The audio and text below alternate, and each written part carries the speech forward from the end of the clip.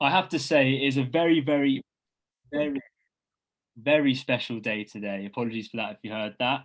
Not only do we have an amazing champion, new champion, great guest, we are also starting a brand new show of MMA Island. It's not the red corner, it's not the green corner, it's not the blue corner, my bad, I've given it away. It is the green corner, hosted by Zach Green, that's my name.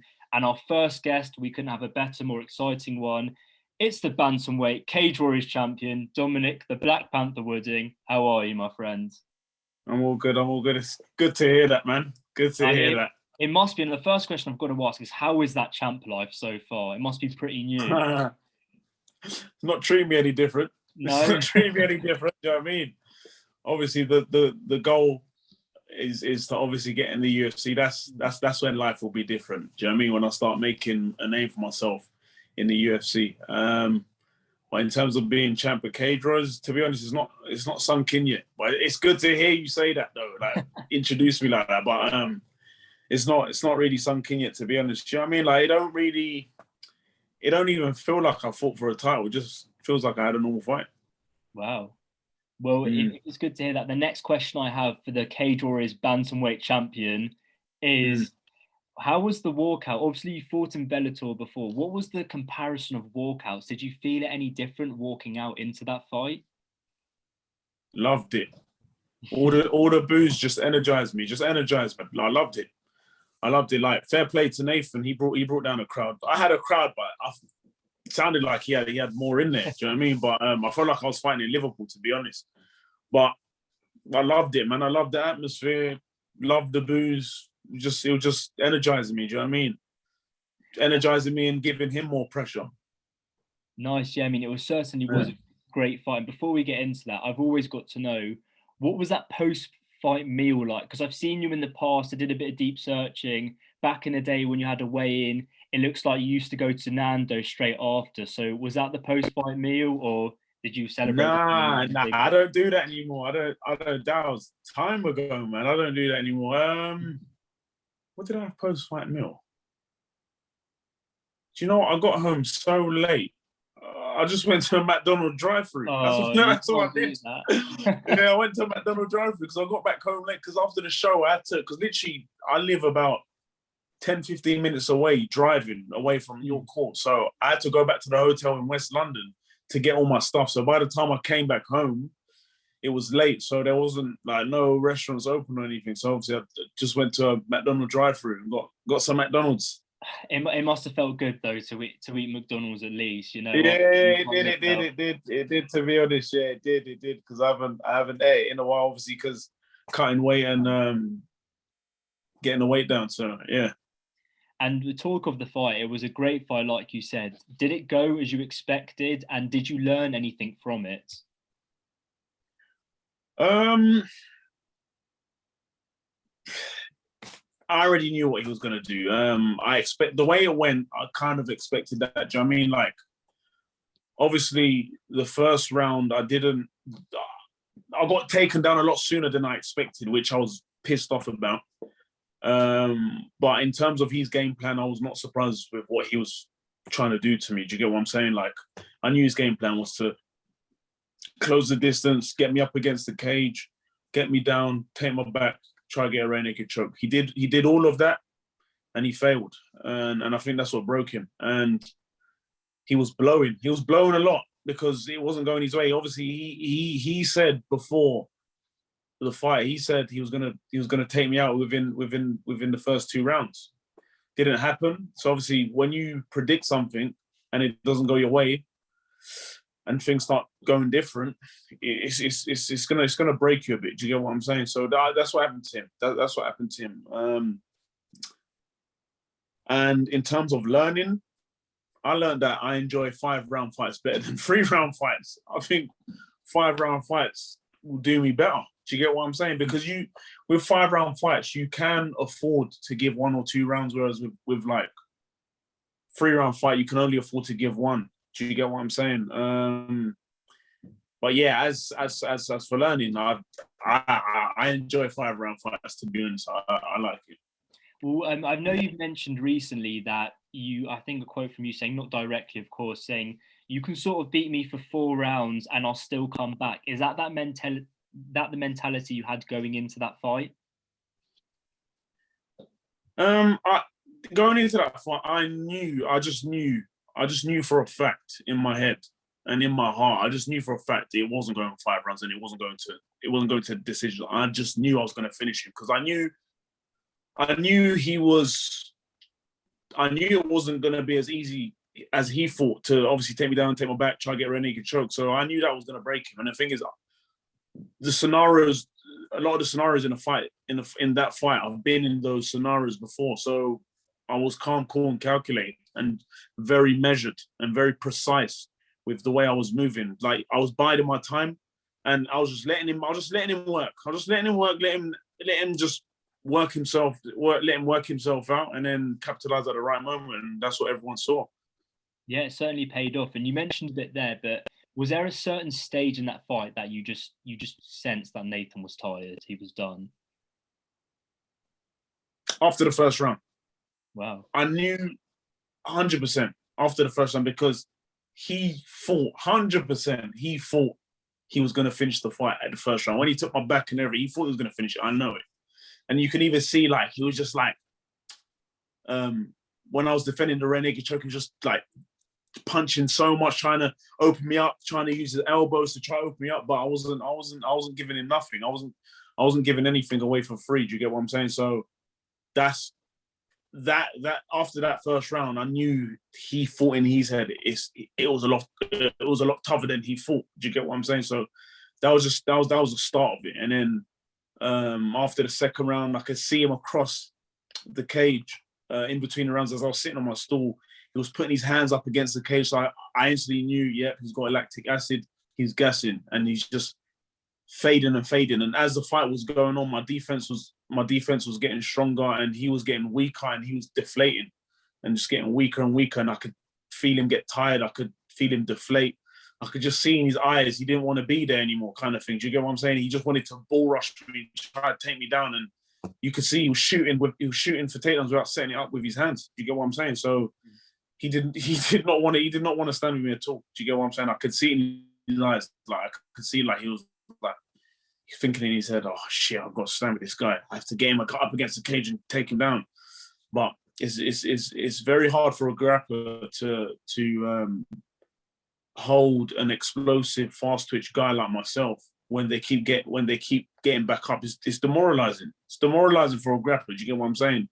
When a strike, especially when they find a striker, when the striker keeps getting up and their takedown offense is getting weakened by each round, it's gonna break them. Do you get what I'm saying? That's why I just knew to myself it was a matter of time. It was a matter of time with him. Do you know what I mean? He's a good prospect, but he's not been through the trials and tribulations that I've been through. And I've been saying that throughout the whole lead up to the fight. And what did it for me as well was we did an interview together, face-off interview together, and he got asked what was his prediction for the fight, and he said he was going to do me in 1 or 2 rounds. So that just instantly told me he wants to get me out of there as quick as he can. Do you get what I'm saying? So he thinks he was ready for a 5-round fight. He wasn't. I was. That's why when I got asked, what's your prediction? I didn't give no round. I just said straight devastation, because it could be straight devastation from rounds 1 to 5. Do you get what I'm saying? So, and like I said, like you could be beating me 1, 2, 3 rounds in a 5-round fight, but my pop is always still there. The vicious intent of my shots is still there. The pop is still there. Do you get what I'm saying? The explosiveness is still there.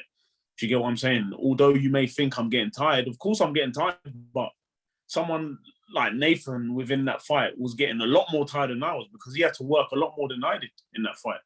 And you could see through the fight and through the results. You get what I'm saying? So I already knew in my head I was going to finish him. It was just a matter of time and a matter of like when it was going to happen in that fight.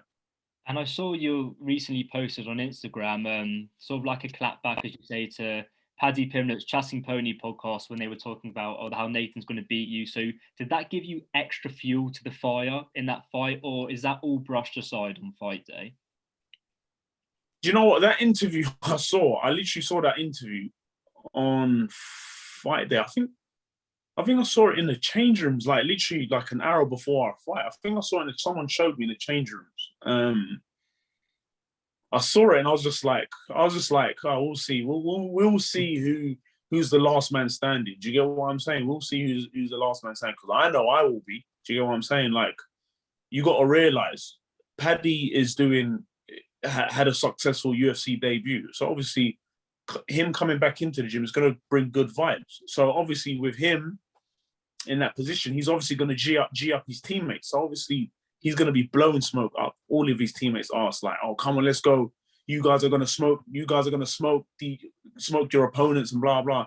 But that's not the case, because it's like, they're not Paddy. Do you know what I mean? They're not anyone else. They're not anyone else in the gym. They're themselves. Do you know what I mean? They're not Paddy. Do you know what I mean? Like, even like the lead up to the fight, the VTs, Paddy was talking for Nathan. Why is Paddy talking for Nathan for? Do you get what I'm saying? Like, just little subtle tells like that just told me, like, because I've had world title fights before, yeah. I've been in a world title fight before this one, and I've done all of these VTs and lead up to fights and whatnot. For Nathan, it was new to him, and I could see it. I could just see by the way he was moving with all the media stuff, like, it was all new to him. Whereas with me, I was just unbothered, because I've been there, done that, and it was just another day in the office for me. Do you know what I mean? So he'll learn, obviously. Like, he'll get better from this fight. And I told him this anyway. I told him this before the fight, and I told him after the fight. He'll learn a lot from this fight, but it just wasn't his time. It was my time, because I've had all my trials and tribulations, and I've all my wrongs I've made right. Do you get what I'm saying? So there was not a chance he was walking away with the world title. Do you know what I mean? And especially in that York Hall venue, that's my slaughterhouse. I've had 5 professional fights there now. So everyone I've fought, they've all been KO'd. They've all been KO'd, and devastating KOs. So I think December I'll be defending my title. I think I will be in December, and I think it's going to be in London, and I believe it's going to be in the York Hall. So let's bring the next guy, and let's get this 6th KO, and let's get this 8th KO in my career. Do you know what I mean? 6th KO in York Hall, and 8th KO no, sorry, not 8th KO, 9th. I've already got 8 KOs. 9th KO. Let's get this 9th KO with the next guy in my slaughterhouse, York Hall. So yeah. I mean, I'm excited already. You're hyping up to me. I'm definitely getting a ticket, that's for sure. After that, you got it, man. You got it. Be there or be square, man. And you mentioned Paddy Pimblett. So obviously a lot of former Cage Warriors champions like himself and Ian Gary are getting signed to the UFC very recently. So do you consider that as the next step for you, or is there a certain amount of times you would like to defend your belt currently? Do you know what? It's one step at a time, but I was even talking to my management about this. I was just like, obviously, I would like to just build my record a little bit more. I like to get to double digits for a win. I like to at least get to 10 wins, at least. But just the way I'm finishing fights, man, it's going to be hard for UFC to track away from me, if that makes sense. They're going to, if I'm coming in with devastating KOs, they're going to want to instantly sign me. Do you know what I mean? So, and if that opportunity comes, it'll be hard to say no. But obviously, when that opportunity comes, obviously, I'm going to have some serious conversations with my coaches and my management and whatnot. So, yeah, but I strongly believe I'm definitely going to be in the UFC in 2022, 100%, without a doubt, in my mind. Yeah, definitely. I mean, that would be exciting. I definitely believe in you that you can make it. And you spoke of your management just there, Paradigm, if I'm correct. Mm-hmm. And I know recently in an interview you got asked about Israel Adesanya, and he follows you on Instagram and you look up to him a lot. And I know you like him, but if you could have one Paradigm fighter in your corner for your next fight, who would you choose and why? One Paradigm fighter. Wow. Ooh. Probably be between. I don't know. There's a lot of fighters, man. There's a lot of Paradigm fighters. I'd say between maybe Israel and Leon Edwards. There'd be some good cornermen. I'd pick probably between them two. Yeah, you're definitely not losing with them two in your corner. That's for sure. Yeah, for sure. And Plus, I've trained with Leon Edwards anyway before, Yeah. so he's a super cool guy, and like he's a solid fighter, man. Like I remember when I was going down to Renegade and training there for a bit, I would just watch him. I'll just watch him, and like I'll watch him in training, and it's like he rarely makes mistakes.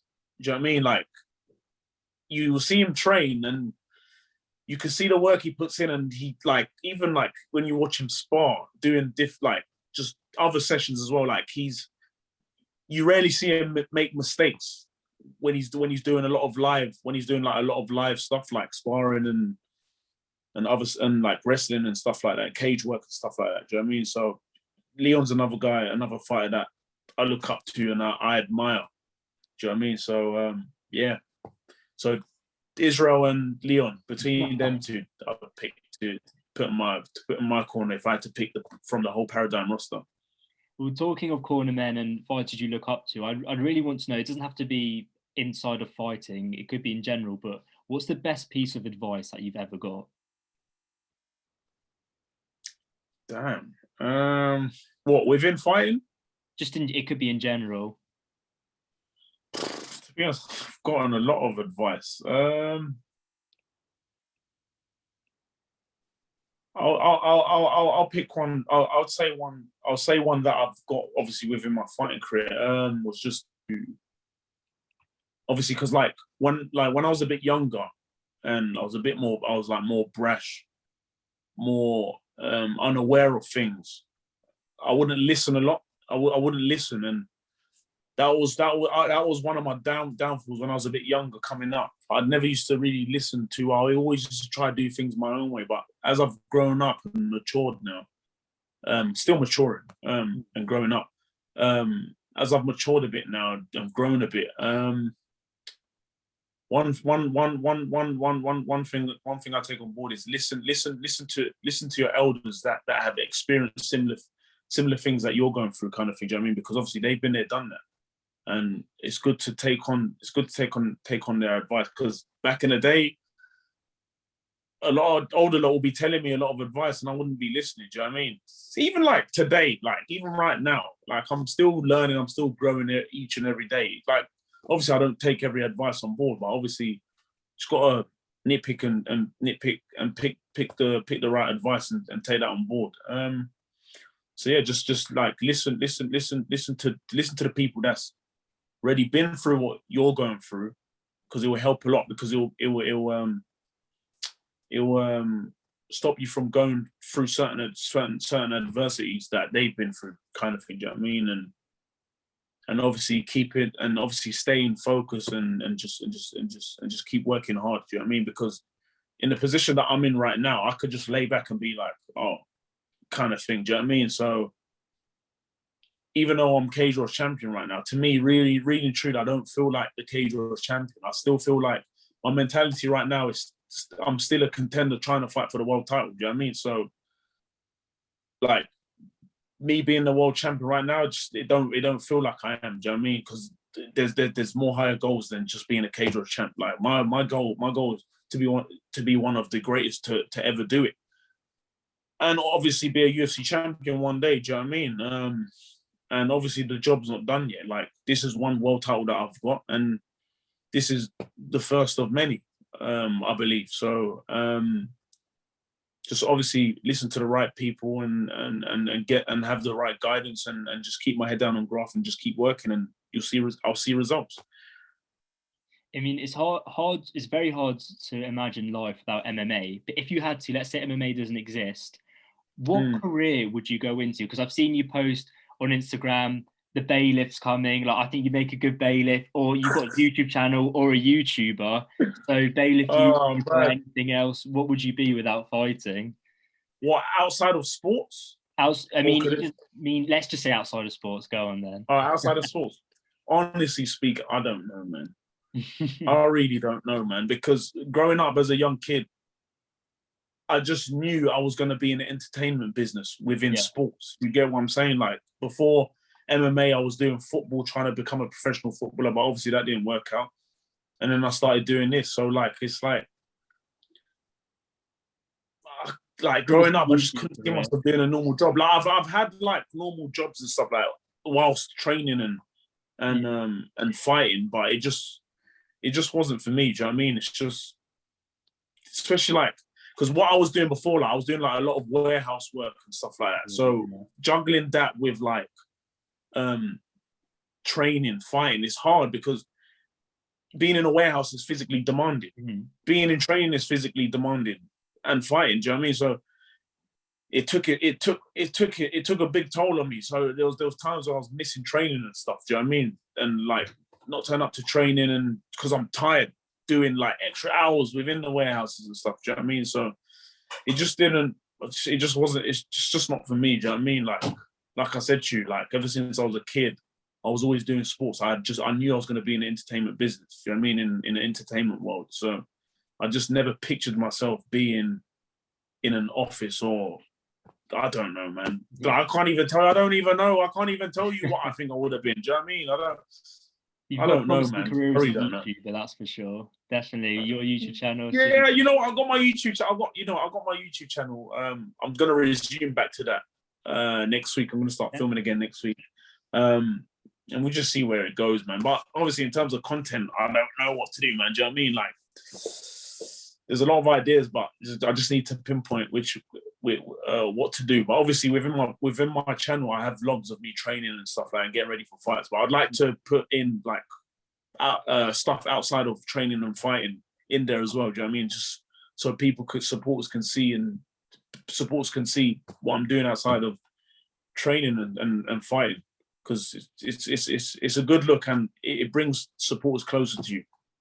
Definitely, if you get more popular on YouTube, get really big, you could be boxing Floyd Mayweather or fighting Jake Paul. You never know these days. Exactly. Look at the landscape.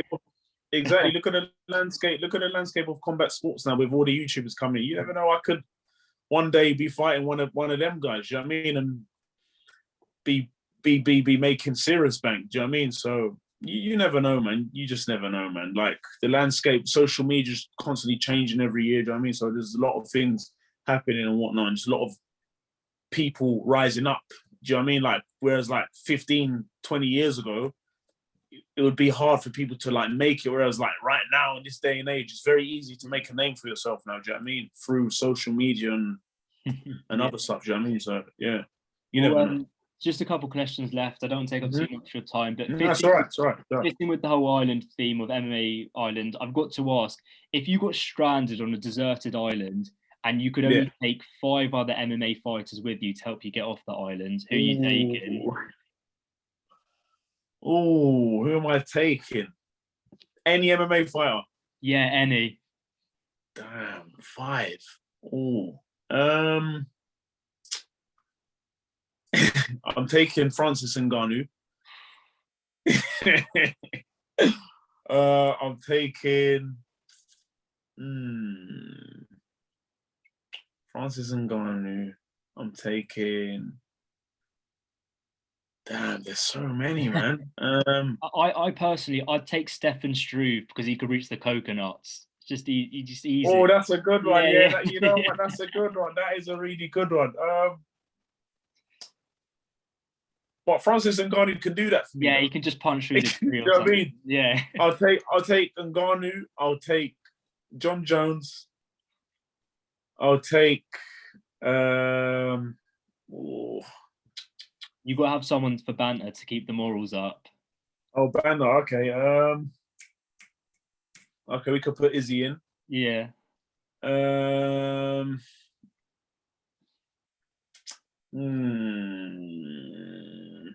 Who else? I like Max Holloway, but I don't know if he's the right choice. I don't know if he's an island guy, though. so he could probably help you out there. He's from Hawaii. He's an island guy. All right, all right. Put Max Holloway in there. All right, we get Max Holloway. And then for the last one, I'll have. Oh, there's so many, man. If you could pick maybe like a sparring partner, get some like sparring in while you're on the island. Oh, sparring. Okay. Ooh.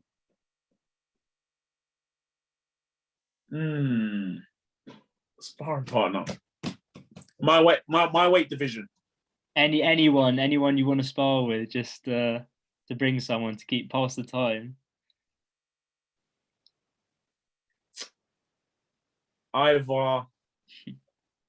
I'd like to spar either Peter Yan, That'd be good. and with any weight class, I'll put Khabib in there.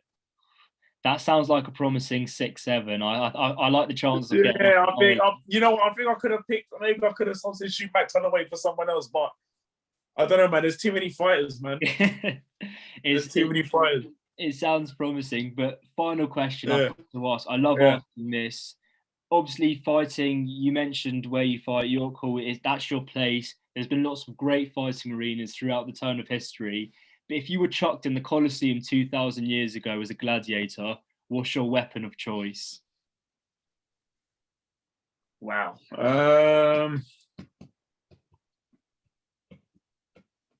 Yeah, but back then there wasn't much weapons though. You had swords, you had axes, you got swords, shields, whatever they stole. What else was there? Like a battle axe, a big spiky ball, to crush people with, just do their head in. Yeah, I think I'll take that big spiky ball. I like that one. I'll take that one. But then again, you got the axe as well, man. You got the axe. You could just dual wield it, axe, spiky ball. All right, let's put that together then. No defense. Let's put that together then. I'll pick that then. Perfect. And I've got to say, this has been a really fun interview. And thanks so much for your time, Dominic. And if there's any socials you want to leave, please, sponsors, shout them out now. Do you know what? I'm not going to shout out sponsors because I know I'm going to forget. I've done it, but I haven't even mentioned some. So I'll just say, follow me on my social media, on my Instagram, Twitter, at Real D Wooding, my YouTube channel, Black Panther Wooding, my Facebook athletes page, Dominique Wooding, and also once you go on to my socials, you'll see all my sponsors anyway. So, please shout out to them. Perfect. I've been Zach Green. It's been Dominique Wooding. Thank you.